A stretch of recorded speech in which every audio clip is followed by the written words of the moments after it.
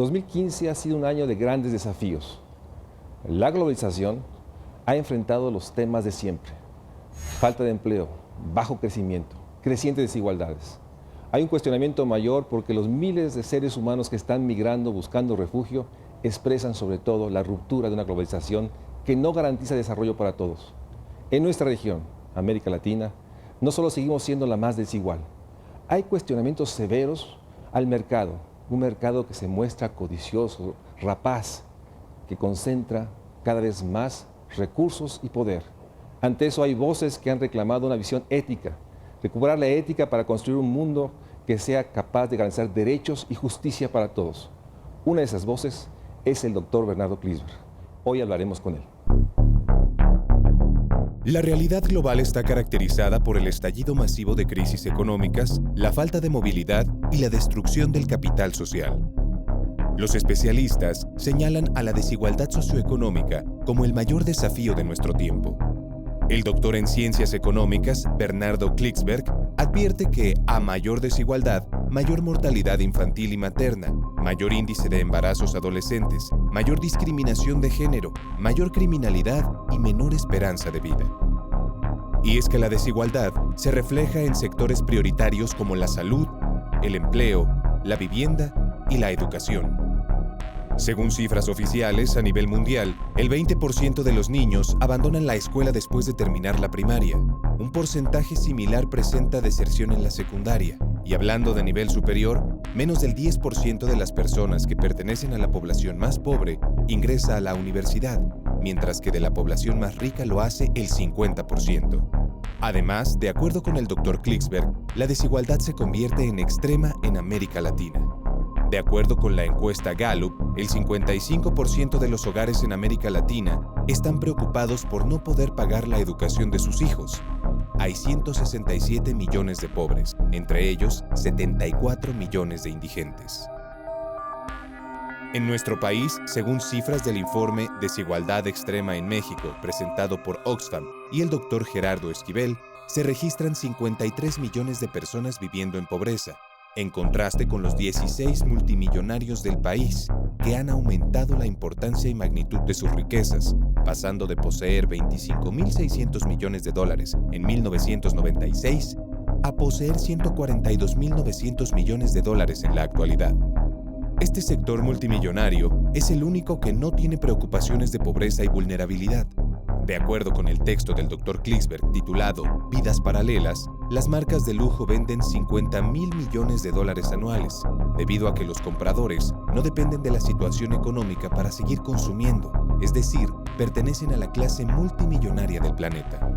El estudio del Boston Consulting Group argumenta que las ventas de mercaderías de lujo superan los $2 millones al año. Con esa cantidad de dinero, se podría salvar la vida de 6 millones de niños que mueren anualmente por desnutrición, falta de agua potable, carencia de instalaciones sanitarias y falta de acceso a servicios médicos. Debido a lo anterior, el Dr. Bernardo Klinsberg, asesor del Programa de las Naciones Unidas para el Desarrollo, hace un llamado a los gobiernos para que ajusten sus políticas públicas y restablezcan la igualdad social, ya que es urgente eliminar los padecimientos de los 367 millones de pobres y vulnerables que equivalen al 59% de la población mundial. Tengo el enorme gusto, yo diría privilegio, de tener nuevamente un diálogo público con uno de mis maestros, con un amigo, un referente, no solo mío, sino de muchos estudiosos de lo social. Para cuando se pase este programa, el doctor Bernardo Klinsberg habrá recibido el doctor honoris causa por la UAM. Honoris causa por sus contribuciones sociales. No podía ser mejor otorgado este premio.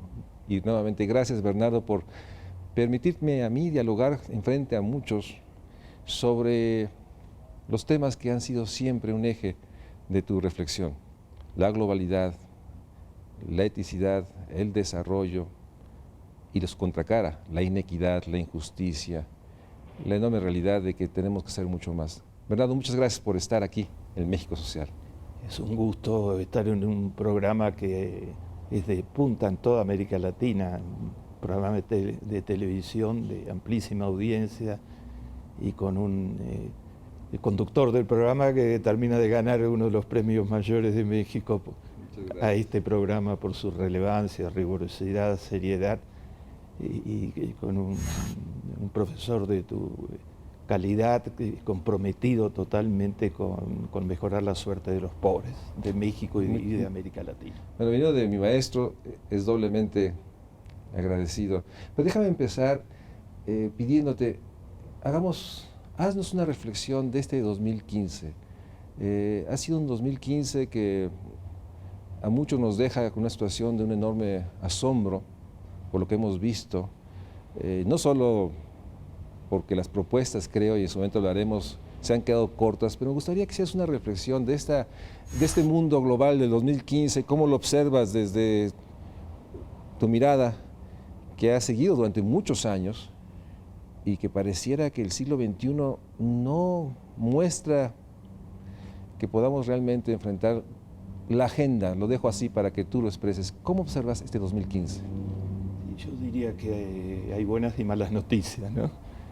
Entre las noticias que podrían ser buenas está esta posibilidad de la ciencia y la tecnología de satisfacer virtualmente todas las necesidades de todos los seres humanos. Hoy el mundo está produciendo alimentos para 12.000 millones de personas, tiene 7.300 millones de personas.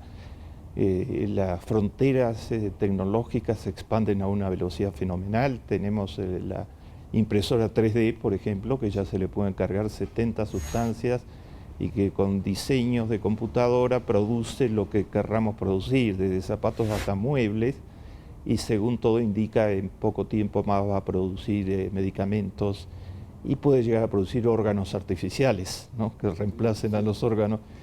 Esto es para saludarlo, ¿no? Por otro lado, entre las malas noticias es que 3.000 millones de personas no tienen acceso a lo más mínimo, están por debajo del nivel de la pobreza. No les sirve para nada que se produzcan alimentos para 12.000 millones de personas, mucho más que la población actual del planeta, a los 800 millones que padecen hambre severa en África, en Asia y en algunos lugares de América Latina, y a los 2.000 millones más que tienen hambre silenciosa, lo llama la FAO, que es que carecen de uno de los 6 micronutrientes principales. Si un chiquito no tiene suficiente zinc, y su cerebro no funciona. Si una madre que va a dar a luz no tiene suficiente hierro, tiene anemia, y esto puede ser fatal para el embarazo y para el parto. Y mueren 18.000 niños por día, la cifra que no ha mejorado, por día, por causas evitables. El enlace de estas dos noticias es un enlace que plantea un interrogante muy grande, ¿no? Por un lado tenemos toda la ciencia y la tecnología para producir alimentos en escala virtualmente ilimitada y para producir medicamentos y para alargar la vida de la gente en más de 20 años, pasar ampliamente los 100 años de edad. Y por el otro lado tenemos una multitud de miserables excluidos totalmente de la sociedad. En el medio lo que conecta ambas cosas son las gigantescas desigualdades. Este año 2015 fue un año de acentuación de las desigualdades.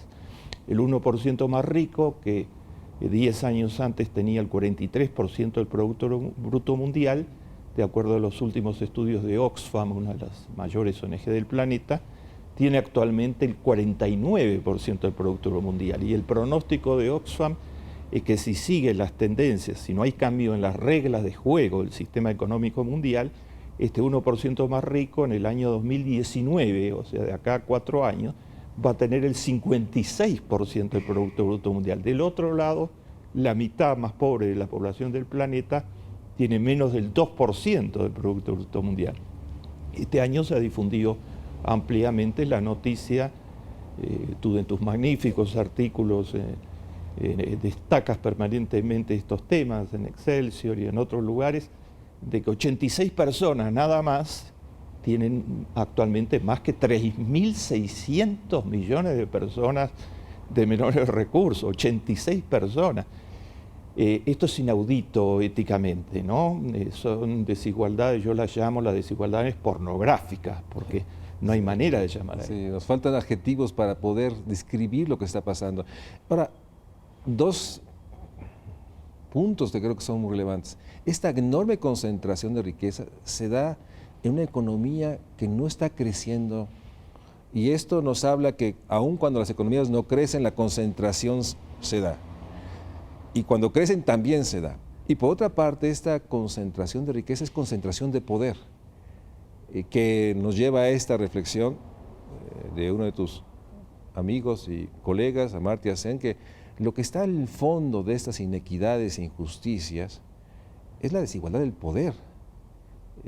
Y eso, en lugar de atenuarse, se sigue siendo evidente en otra gran vertiente que me gustaría tu reflexión. Si algo nos ha asombrado por lo que significa en términos de dolor humano, son las migraciones. La poderosa, la inteligente Europa nuevamente, parece ser que le cuesta trabajo responder con solidaridad a estas imágenes aterradoras de millones, miles de seres humanos que escapan de violencia, de injusticias. Y eso me gustaría que tú reflexionaras, porque nuevamente nos encontramos en la paradoja de un mundo que se queda atrapado entre una visión muy nacionalista, muy lejos de la globalidad que se anunciaba a finales del siglo XX. Sí, yo creo que tus observaciones son importantísimas y que la gran dificultad normalmente para la mayor parte de la ciudadanía en México y en muchos otros lugares, y yo lo llamo atar cabos, que es vincular las tres cosas que mencionaste. Yo voy a intentar vincular las tres cosas. ¿Por qué los ricos se hacen mucho más ricos en la acumulación de poder y la desigualdad y la mayor ola migratoria de gente pobre desde la Segunda Guerra Mundial que tenemos, que es parte central de las noticias muy desalentadoras de fines del año 2015? Normalmente los medios no hacen el trabajo tan fino que haces tú y que hace el Canal 11, que sé que es un magnífico comunicador y educador de la población, sino que las noticias están descolgadas y entonces la gente no encuentra cómo unirlas. Las voy a unir por un momento y eso es lo que trato de hacer en todos mis libros. En primer lugar, desigualdad y reproducción de la desigualdad. Circulan a través del mecanismo que tú bien has llamado la concentración del poder. Cuanto menos personas tienen más del Producto Bruto Mundial, esas personas, lo llamo yo los 86 o el 1%, que tiene hoy más que el 99%. Y actualmente, cuando esas personas van acumulando riqueza económica, actualmente no se dedican a jugar al golf. Yo digo, juegan al golf, pero hacen todo lo que se puede hacer en política para acumular poder, como comprar imperios mediáticos, como influir decisivamente a través de los medios de comunicación. Por ejemplo, Fox es de propiedad, con sus 500 estaciones de televisión en los Estados Unidos, así como las principales televisiones de Inglaterra, es de propiedad de una sola persona que forma parte de los 86 más ricos del planeta, Robert Murdoch, y dice su ideología abiertamente, que es una ideología extremadamente conservadora para que nada cambie. Entonces los muy, muy ricos, con excepciones humanitarias que desde ya las hay, como Bill Gates, Warren Buffett, etc., se dedican a acumular poder y a financiar elecciones de candidatos que les aseguran que todo va a seguir igual, y a convertirse en tratar de cambiar cada vez más las reglas de juego del proceso de la democracia para permitir el libre financiamiento por parte de los poderes económicos, como se está produciendo actualmente en los Estados Unidos. Entonces, a través de eso van construyendo poder que les permite después hacerse más ricos. Ayer el Wall Street Journal, periódico conservador, denunciaba el tamaño de los agujeros fiscales que están aprovechando las empresas más concentradas y más ricas del planeta. Digamos, han dejado de pagar virtualmente impuestos porque, amparándose en la globalización, han generado lo que se llama contabilidad creativa, entre signos entre comillas, que es que declaran sus ganancias en paraísos fiscales, donde no hay impuestos, como las Bahamas, como Luxemburgo, y declaran sus costos en los lugares en donde producen los productos. Y entonces terminan pagando, las transnacionales están pagando 2-3% de impuestos por su venta gigantesca a nivel mundial. Esto ha despertado la total preocupación de los G20, de los países más poderosos del planeta, que han encomendado a la OECD una investigación a fondo sobre esto porque los están desfinanciando. O sea, no pagan los impuestos, los eluden a través de la globalización y hacen presión política para que eso no se cambie. Entonces el Wall Street Journal ayer publica los datos del informe que hizo la OECD, que dice que hay un desfinanciamiento y que finalmente ¿quién paga? Porque como esos países en la mayor parte de los casos tienen modelos económicos muy conservadores y el déficit fiscal es un índice muy importante para ellos, los pagan los ciudadanos de abajo, a los que les aumentan la presión fiscal, las clases medias fundamentalmente y los ciudadanos de abajo. O sea, los ciudadanos de abajo, según el informe, están financiando a las grandes multinacionales que pagan cada vez menos impuestos. Entonces, eso acumula riqueza, es uno de los mecanismos por los que, jugando al poder, porque tratan de que nunca cambie esta legislación, incluso el Wall Street Journal en su nota dice, bueno, los datos están muy claros, pero va a ser muy difícil que esto cambie por un largo tiempo. La legislación vigente actualmente para empresas multinacionales es de 1920 y no ha cambiado porque no lo han permitido, han presionado frente a cualquier tipo de cambio de esa legislación. Ahí hay una de las vetas, otra beta de la especulación financiera desenfrenada. Déjame hacer un corte y ahorita regresamos, porque atrás de este contexto que lamentablemente nos estás describiendo también lo que pasa en nuestro país. Vamos a un corte y regresamos para seguir hablando con el doctor Bernardo Klinsberg.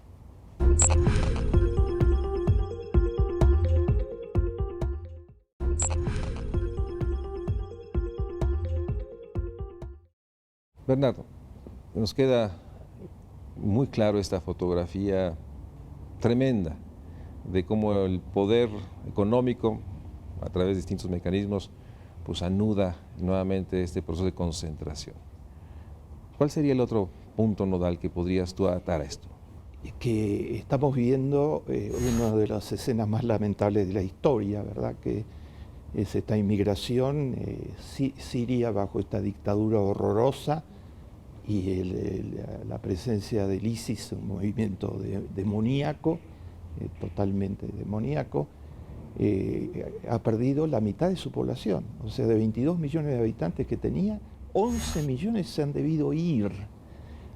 Una parte de ellos están los inmensos grupos de refugiados que junto con los refugiados de Irak, con los refugiados de Afganistán, con los refugiados de África expulsados por la pobreza más atroz, están buscando un pedacito de lugar en la tierra donde poder vivir.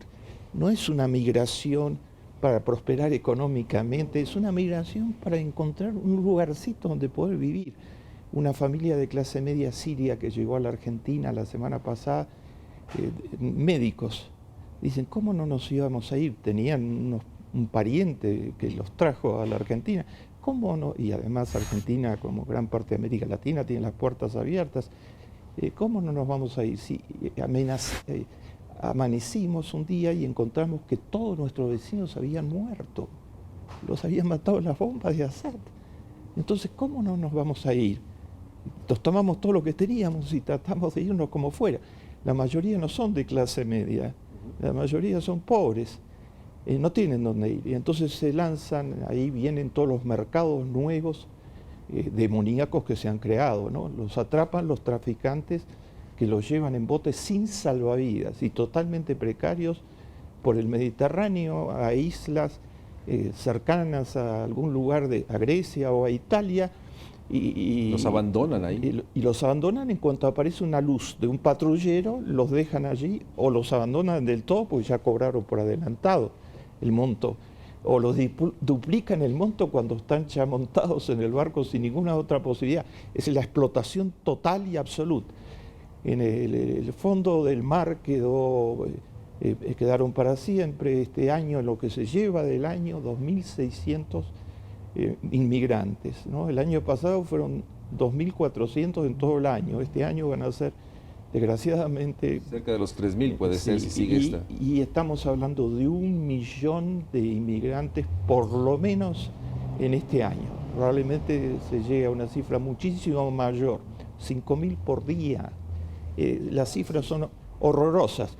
Y después se encuentran, cuando llegan a Europa, se encuentran con el régimen neonazi fascista de Hungría, que tienen en la coalición de gobierno de Hungría, junto a partidos de extrema muy conservadores, están los nazis, está el partido nazi Jobbik de Hungría, que se declara abiertamente nazi. Y entonces se producen las escenas indecibles de la fotógrafa de la televisión del partido nazi golpeando a los chicos y a un padre con su hijo poniéndole el pie para que la policía lo atrape. ¿Y por qué se escapan de la policía? Porque si los identifican en Hungría, hay una ley europea absurda, dice que el país en donde primero los identifican es el país donde se deben quedar. Y Hungría no los deja quedar. Entonces, si los identifican, van a estar en ningún lado. Entonces escapan de la policía por eso. Es un infierno total que se ha desatado, que afecta a millones de personas actualmente, y que ¿quién lo causó? Porque la pregunta de fondo es, esto no para si no se paran sus causas. Así es. Y lo causó junto a las políticas, digamos, de un dictador feroz como Assad, junto a los dictadores africanos, a las causas locales. Hay causas que no son locales. Por ejemplo, las multinacionales que apoyan a dictaduras militares en toda África, a dictaduras autocráticas disfrazadas de pseudodemocracia, y las sobornan para que les entreguen sus minerales. Las denuncias son innumerables, son permanentes, llegan desde las Naciones Unidas, de los tribunales internacionales, etc. O esta estrategia de tierra arrasada, que es invertir en países y no dejar nada, llevarse todos los recursos naturales y no crear fuentes de trabajo, ni invertir en las comunidades cercanas. Todo eso está detrás de la migración masiva, ¿no? Más los intereses de la industria bélica a nivel mundial, los intereses de las grandes transnacionales de la producción y venta de armas que aprovisionan a los bandos en pugna, digamos, para tratar de vender más, etc. Todo eso es parte de la generación de los inmigrantes. Y acá se termina de cerrar la historia, ¿verdad? Porque tenemos más concentración económica, sin escrúpulos, sin la ética, que es el tema central de que yo me estoy ocupando en estos años. Tenemos más concentración del poder que rebota en más concentración económica. Y tenemos más generación de pobres. Entonces, esos pobres, los más condenados de la tierra, migran porque todo se destruye alrededor suyo, y además los mismos intereses económicos ultra concentrados son la punta de lanza de la contaminación ambiental. Y están destruyendo, como el Papa lo ha advertido ahora en la Asamblea General de las Naciones Unidas y en el Congreso de los Estados Unidos, el Papa Francisco lo ha advertido, la destrucción del medio ambiente, sobre todo, en primer lugar, la destrucción del medio ambiente de los pobres, porque son los pobres campesinos, los pobres pescadores, los que viven cerca de cursos de agua, que se les está cayendo el medio ambiente en el que vivieron durante generaciones y durante siglos. Y los intereses contaminantes están muy fuertemente concentrados. Las industrias que a su vez no aceptan ninguna regulación legal y que están muy enojadas con el presidente Obama porque ha intentado crear reglas de juego protectoras. Entonces, desgraciadamente, cuando se atan cabos, pero hay buenas noticias. Yo prometí buenas noticias y no puedo dejar terminar el programa sin decir las buenas noticias. Hay algunos que señalan que a veces somos duros para... Fue fundamental tomar la realidad, como tú lo haces en tus notas, en tu magnífica revista México Social, que es un orgullo para América Latina, y en tu programa de televisión y en otros ámbitos. Es necesario reconocer la realidad, porque hay quienes están pagados por los grandes intereses económicos para decir que el cambio climático no existe, ¿no? Lo están diciendo actualmente, es uno de los dos partidos en los Estados Unidos, su ideología oficial es que el cambio climático no existe. Y cuando el Papa dijo en ante todo el Congreso de los Estados Unidos, el cambio climático sí existe, está matando a los pobres, está causando 300.000 muertes de pobres por año y va increciendo en los Estados Unidos, en todos lados. Donald Trump, que representa toda la otra cosa de la que estamos hablando, dijo: el Papa no sabe nada de esas cosas, ¿por qué se mete? Está lloviendo, cada tanto llueve. Sí, sí. Cuando Texas está ardiendo fuego, porque la mayor temporada de incendios de su historia, porque el calentamiento global está generando incendios espontáneos en muchos lugares del planeta, entre otras expresiones del cambio climático, ¿no? ¿Cuál es la buena noticia? Una muy buena noticia es el Papa, ¿eh? Que un Papa como Francisco esté en este momento histórico tratando de llamar la atención del género humano. Él es el mayor comunicador en defensa de los pobres del planeta y lo está escuchando atentamente la inmensa mayoría del planeta Tierra, no solo la población católica, que son 1.000 millones de católicos, sino que lo están escuchando la gente de todas las fes, porque el mensaje del Papa es totalmente serio intelectualmente. Les recomiendo a todos leer la encíclica Laudato Si, porque es el documento más potente que se ha escrito sobre el cambio climático y la interconexión entre cambio climático y pobreza, que el Papa fusiona en la encíclica magistralmente, y al mismo tiempo tiene el coraje de decir todas las cosas que están sucediendo y de retar, ¿no? De retar. El Papa dice cada rato: el capitalismo salvaje es una economía que mata. Estamos en un momento pico de capitalismo salvaje. Los ataques para que el Estado desaparezca virtualmente, sea reducido a actividades mínimas, no regule nada y deje... Desaparezca, y atrás de este mundo que nos muestra la enorme capacidad de explotar, abusar de los más débiles y ocultar las causas, yo reconozco como tú la enorme fuerza de voces que se plantan frente al poder, desde el Congreso, en la Asamblea, que acompaña a otras voces como las tuyas y otros, y que hacen un esfuerzo para decir: observen, vean que hoy los grandes riesgos globales, déjame tratar de concluir este bloque, es desigualdad e injusticia y la enorme realidad del colapso del entorno natural.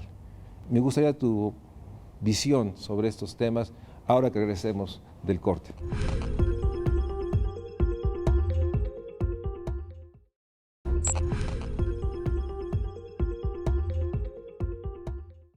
Fernando anunciaba antes de entrar a este corte, recientemente el mundo se reunió en Naciones Unidas y planteó una agenda al 2030. Una agenda que, en el contexto de lo que nos has descrito, debería enfrentar estos grandes desafíos globales. ¿Cuál es tu apreciación de las llamadas metas del desarrollo sostenible 2030? ¿Cómo no? He tenido oportunidad de participar en el desarrollo de la agenda, digamos, en distintos momentos del desarrollo de la agenda, y probablemente pueda opinar con mucho conocimiento de causa por esa. Y el lunes a las 10 de la mañana he sido invitado por el Consejo Económico Social de la ONU a disertar sobre ética y desarrollo.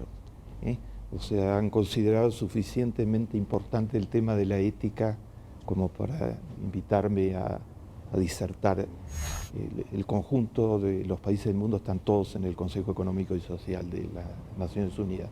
Es un avance fenomenal, porque las metas del milenio, que terminaron en el 2015, cumplieron una función importante, ayudaron, porque ayudan a presionar a los gobiernos, ayudan a presionar a los alcaldes y ayudan a la opinión pública a que tenga como legitimación de sus protestas a todo el sistema de las Naciones Unidas, digamos. Así que fue una magnífica idea original del anterior secretario general y uno de los fundadores de toda esta reflexión es mi socio de libro, Amartya Sen, digamos, con el que escribimos juntos, como tú sabes, Primero la gente, que está en muchos idiomas actualmente. Estas metas son mucho más ambiciosas que las anteriores. Ahora estamos con 17 metas que fueron sancionadas por todos los países del mundo la semana pasada, y había 154 presidentes del planeta entre los 197 países que sancionaron las metas. O sea, el compromiso es muy fuerte. Entre las 17, por primera vez, está la meta de reducir la desigualdad. No estaba entre las 8 anteriores. Y tuvo bastantes resistencias en el proceso de lograr incluir esa meta. Las metas no son legales, no son compromisos legales, son compromisos morales y tienen su capacidad, desarrollan condiciones para que haya presión política de la ciudadanía a través de las democracias, digamos, para caminar en esa dirección. Son mucho más exigentes también, las 8 originales hablaban de reducir a la mitad, de reducir a 2/3, estaban más lejos. Una de las metas es eliminar la pobreza extrema totalmente del planeta. Hay 1.400 millones de personas en pobreza extrema, digamos, ¿no? Sí, sí. Es una Hay meta... 2.400 que no tienen una instalación sanitaria. Otra meta habla de eliminar del todo esas situaciones. Entonces, son más amplias, más ambiciosas, cubren un abanico mucho mayor. La discriminación de género, por ejemplo, está en casi todas las metas y además tiene una meta propia.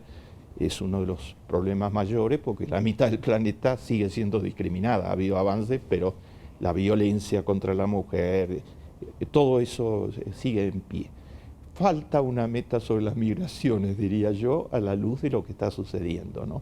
Las metas fueron preparadas durante el largo proceso, digamos, pero falta esa meta, va a haber que incorporarla en la práctica. Yo diría que las 18 metas Claro. que deberían ser incorporadas en la práctica, ¿no?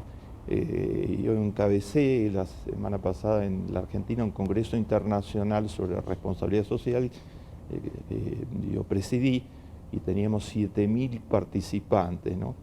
Yo le puse un nombre al congreso, cambié todo el formato, el libreto, todo lo que había dicho. Este congreso se tiene que llamar, cuando me tocó inaugurar, estuvo Lula abriéndolo, estuvieron los premios Nobel de la Paz, Rigoberta Menchú y Kailash Satyarthi de la India, que salvó a 75.000 chicos del tráfico de órganos, etcétera. Cuando me tocó inaugurarlo, dijo, este congreso tiene que tener un nombre que es Aylan Kurdi.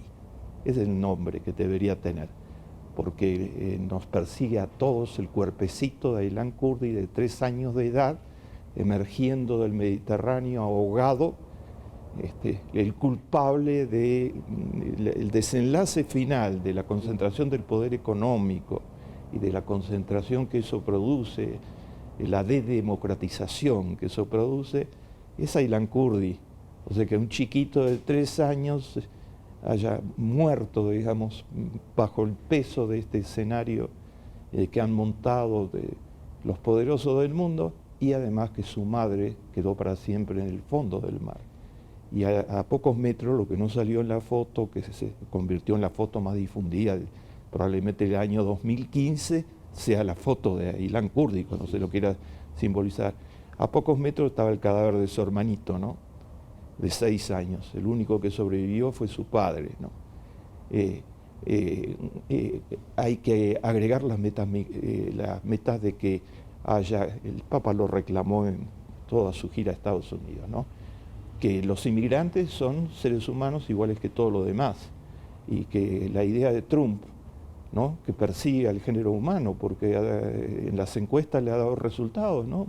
Trump dijo que todo este pueblo que yo amo profundamente, es un privilegio para mí desde ya recibir el doctor honorario causa de una universidad pública, del prestigio, de la calidad de la Universidad Autónoma Metropolitana, y he estado estos días compartiendo un seminario sobre pobreza con la Universidad Iberoamericana en Puebla.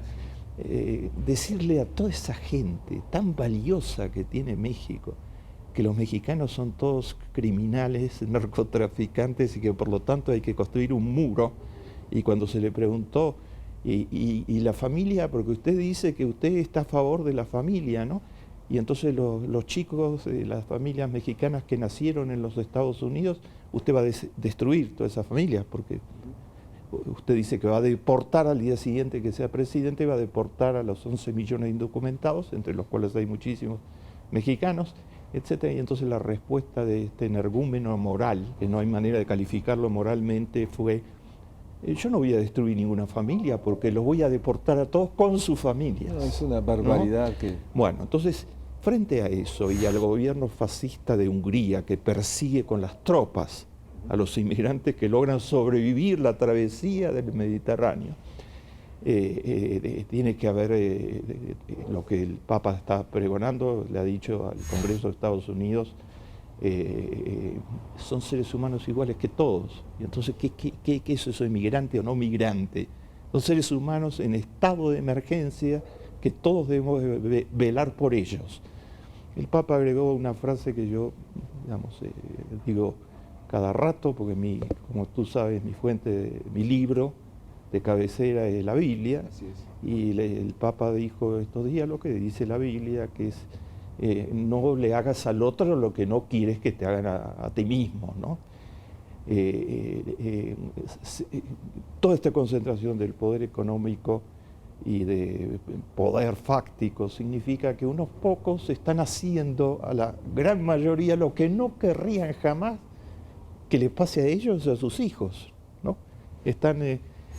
No querrían jamás que sus hijos fueran inmigrantes desesperados, no querrían jamás que sus hijos no tuvieran una instalación sanitaria como la tienen 2.400 millones de personas. Y lo hacen inmisericordiamente, ¿no? Salvo excepciones, que siempre las hay.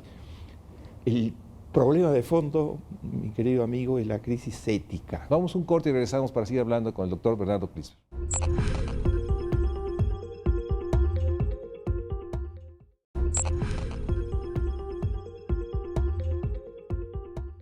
Bernardo, has escrito desde hace mucho tiempo la enorme importancia de poner en este nuevo anudamiento en el centro el nudo de la eticidad, de un compromiso ético con los otros.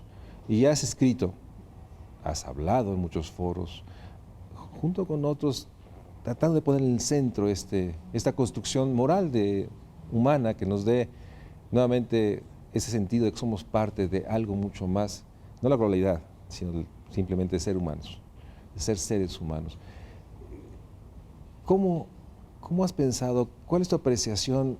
Me gustaría que pudiera hacer un balance en términos después de años que has estado postulando, porque no es reciente, déjame decir, esta visión optimista de que sí empieza a percibir, que empieza a permear y que podemos construir un nuevo anudamiento que evite ver estas imágenes de dolor que hoy todos los días aparecen y que por otra parte yo no siento que no logran conmover con la intensidad a los poderosos, que son finalmente los que deberían dar el primer paso ante estados nacionales que pareciera ser que se ven abrumados.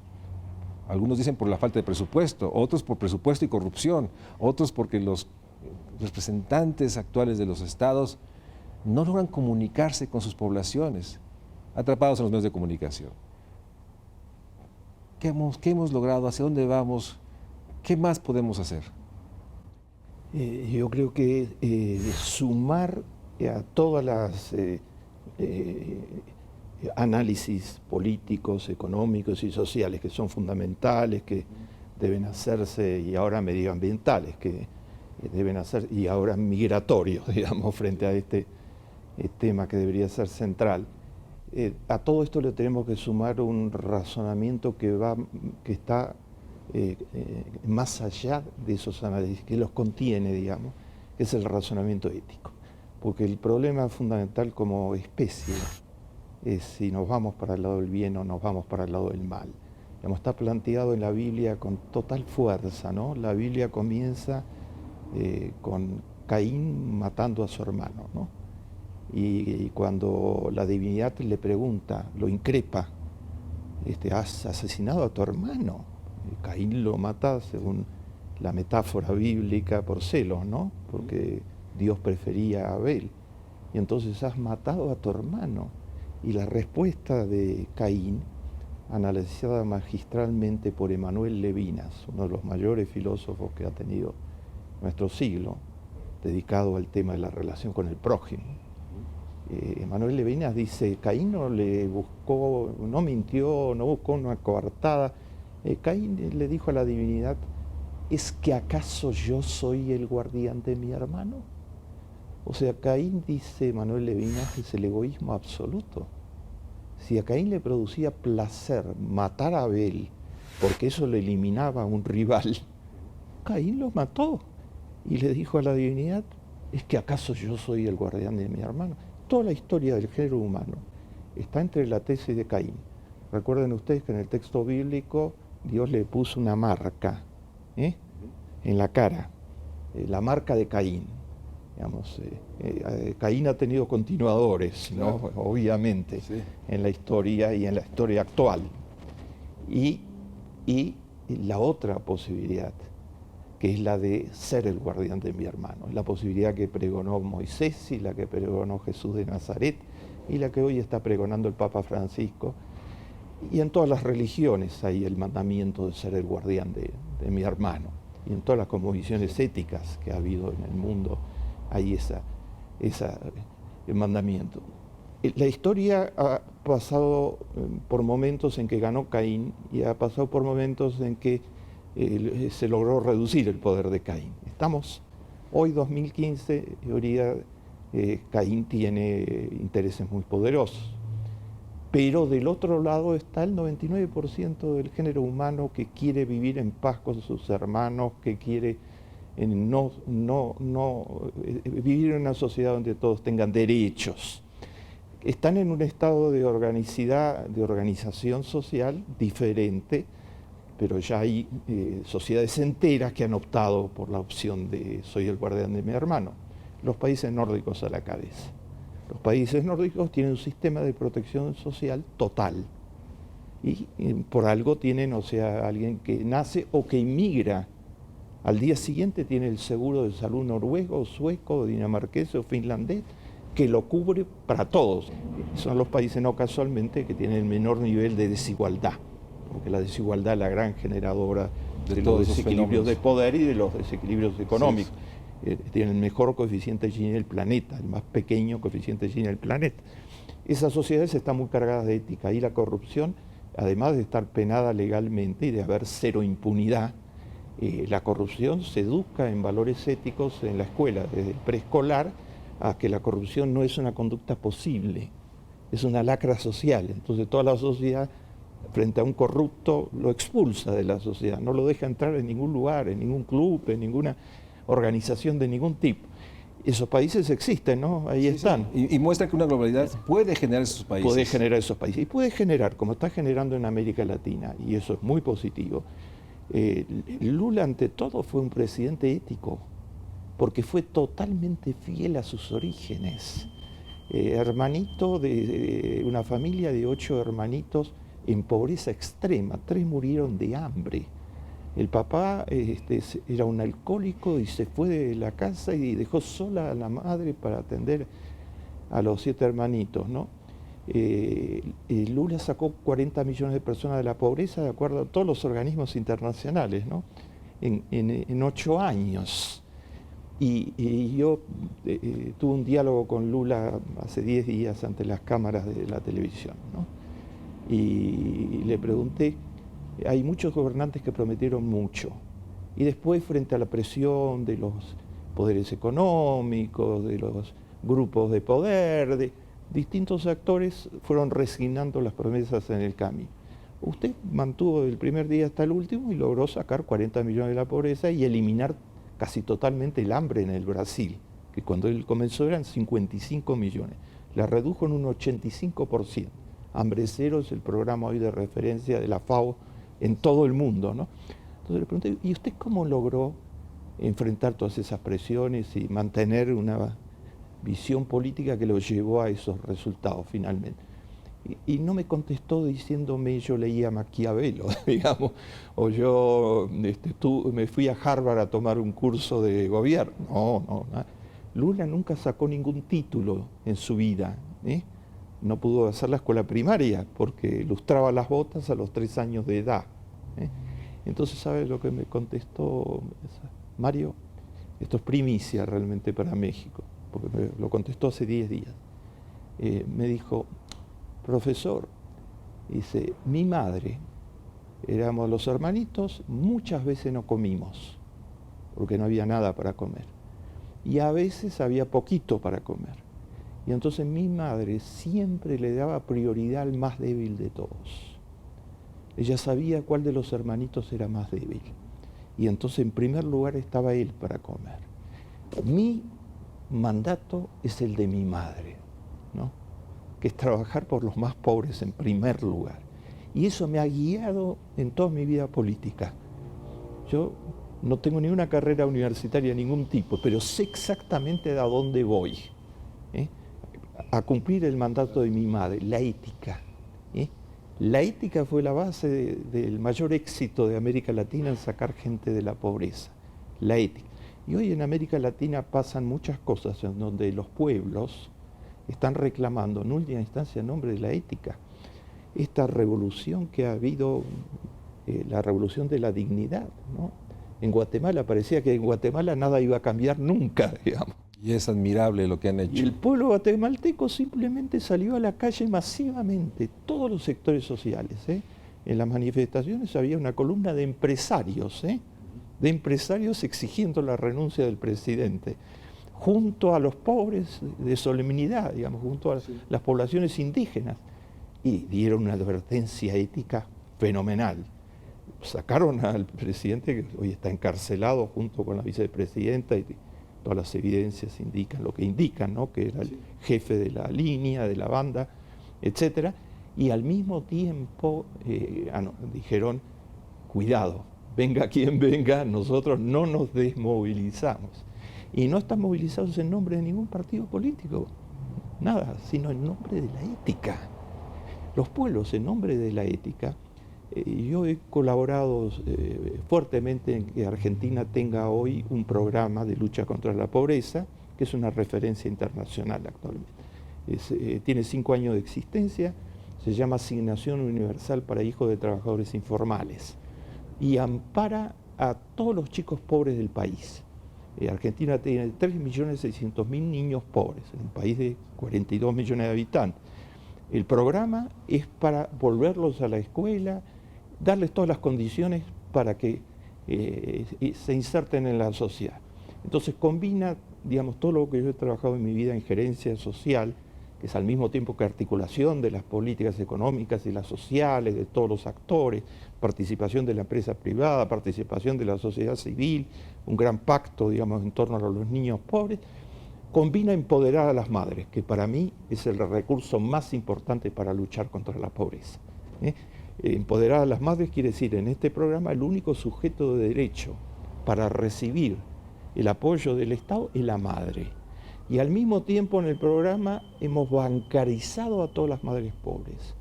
No hay ningún intermediario entre el Estado y la madre que recibe el apoyo comprometido, o sea, que los chicos vayan a la escuela, se vacunen, etc. No hay ningún intermediario. El programa no ha tenido nunca ninguna denuncia, es un programa gigantesco, ¿no? Llega a 1 millón de madres pobres. Ninguna denuncia ni de clientelismo ni de corrupción, porque se deposita todos los meses. Es un programa de computadora virtualmente. Hemos puesto toda la informática avanzada ya. Una vez que la madre pobre es aceptada en el programa, se deposita en su cuenta a fin de mes lo que el Estado le está entregando, no como filantropía, sino como devolviéndole derechos. Conociendo el programa sus bajo el enfoque de derechos. Y se ha hecho una evaluación internacional ahora después de 5 años, yo la he presidido, y los resultados del programa son que esas madres son las mejores administradoras del mundo, como lo comprobó Mohamed Yunus en el Grameen Bank. O sea, todo se lo gastaron en pañales desechables, mejorar la alimentación de los chicos, útiles escolares, medicamentos, administraron, nadie hubiera podido administrar mejor los recursos. Entonces mejoraron las tasas de escolaridad, bajaron las tasas de deserción, mejoraron todos los niveles, se redujo la mortalidad infantil, se redujo la mortalidad materna y se empoderó a la madre, que es la clave del programa, porque ahora tiene una cuenta bancaria, una chequera, ella maneja los recursos y ahora se le agregaron crédito para que ellas creen pymes y capacitación en oficios que le dan ingresos seguros al mercado de trabajo. Se las está capacitando para ser plomeras, albañiles, soldadoras, electricistas, oficios que una mujer puede hacer perfectamente y que se capacita en plazos muy cortos. Entonces se está cambiando radicalmente la discriminación de género en los sectores más pobres de la población. Ese programa, humildemente propuse en un libro que fuera convertido en política de Estado. Digamos, para asegurar que gane quien gane las elecciones, sí, al margen, el programa esté garantizado, ¿no? La presidenta envió un proyecto de ley y cuando lo presentó ante digamos, en una conferencia masiva ante todos los medios del país, dijo, está apoyado las investigaciones de Bernardo Klicksfeld, etcétera, que recomienda que esto sea una ley, era un decreto. Sí. Se mandó al Congreso, la presidenta lo mandó al Congreso. En 15 días el Congreso lo sancionó por unanimidad. Porque toda la sociedad se dio cuenta que tenía ahí. Con claro. Esta reflexión, Bernardo, los pueblos quieren ética. Quieren ética y sobre todo muestra lo que finalmente también es propósito de quien hoy postula, que sí hay posibilidad en la globalidad. Tenemos ejemplos de países nórdicos, ejemplos de etnicidades sorprendentes de Guatemala que nos muestra que sí, pese a todo, se puede contener la avaricia, la codicia, la enorme impunidad. Y tenemos ejemplos de programas, pero en el centro está individuos que con su autoridad ética, su capacidad de transmitirla, pueden movilizar todos los recursos que no están en los poderosos, los recursos de la gente, y volver a construir esta interdependencia y este mundo de una globalidad que dé justicia y derechos. Yo me siento muy afortunado, no solo de ser tu alumno, de tener tu amistad, pero sobre todo tener el privilegio de que tus ideas, tu visión, sea a través de este programa que logramos transmitirla y transmitirle esta noción de posibilidad, que podemos sí construir este México social, como decimos aquí en el programa, un México social donde todos tengan derechos y que sí es posible y siempre será posible cuando tenemos las ideas, los ejemplos, sobre todo de ti, que eres un referente para América Latina. Muchas gracias, Bernardo, por estar con nosotros. Y agrego nada más que una frase para compartir con los muchísimos mexicanos que siguen tu programa y este Canal 11, ¿no? Más vale encender una vela que maldecir a la oscuridad. Tú enciendes muchas velas con tu acción. Más vale encender una vela que maldecir a la oscuridad. Hagámoslo, sigámoslo haciendo. Y a todos ustedes, muchas gracias por acompañarme en México Social y hoy con la privilegiada presencia del doctor honoris causa por la UAM, Bernardo Klicksfeld. Nos orgullece a todos que en nuestro país reconozca no solo tus ideas, sino el ejemplo ético que siempre nos transmites. Muchas gracias, Bernardo. Espero verte pronto en otro programa de México Social. Gracias y hasta luego.